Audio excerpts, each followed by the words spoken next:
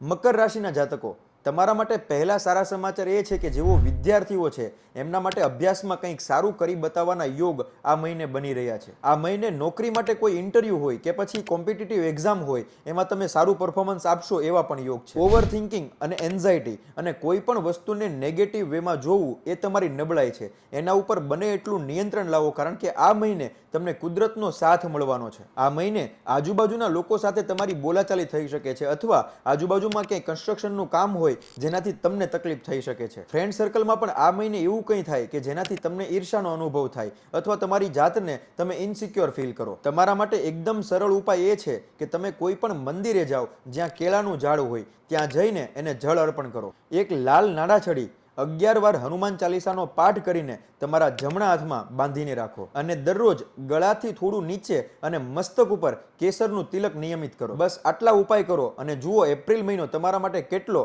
જબરદસ્ત બને છે. જય શ્રી કૃષ્ણ.